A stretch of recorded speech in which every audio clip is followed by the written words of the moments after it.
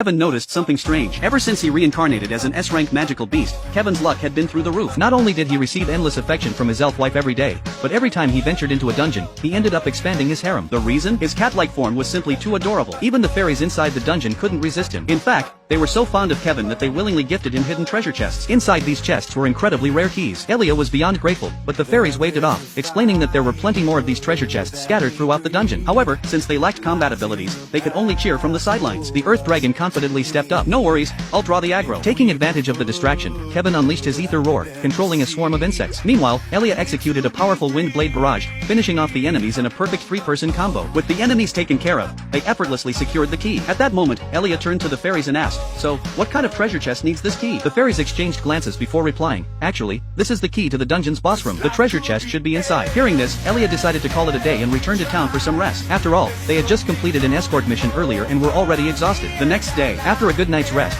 the party returned to the entrance of the dungeon. With the key in hand, Elia unlocked the door to the boss room. "Good luck, we'll be waiting here," the fairies cheered. The Earth Dragon, however, was thrilled. Ever since reincarnating, it had been ages since she had encountered a worthy opponent. With that, the three of them stepped into the teleportation circle and entered the boss room. This time, the boss was a B-rank tree dragon, a creature specialized in long-range attacks that made it difficult for enemies to get close. Fortunately, the Earth Dragon's defense was nearly impenetrable, allowing her to tank every single attack. Meanwhile, Kevin swiftly maneuvered behind the boss and unleashed a devastating flame roar. The scorching flames forced the tree dragon to halt its assault. Seizing the opportunity, Elia activated her skill and closed the distance. Seeing an opening, Kevin used his tentacle ability to immobilize the enemy. Without hesitation, Elia delivered a single, decisive strike, slaying the tree dragon in an instant. Just like that, they had taken down the boss with ease. The hidden treasure. As expected, a treasure chest materialized in the center of the room. Inside, they found two ancient scrolls, sealed away for who knows how long. The moment Elia laid eyes on them, she instinctively grasped their knowledge. Without any effort, she had mastered the ancient art of Holy Blade, a divine magic skill. Kevin was envious. The skill was practically tailor-made for Elia. After securing their reward, the party made their way back to the dungeon entrance only to find that the two fairies were nowhere to be seen. A sense of unease crept over Kevin as he recalled the strange behavior of a merchant they had encountered earlier. Something was wrong. There was no doubt about it, the fairies had been kidnapped.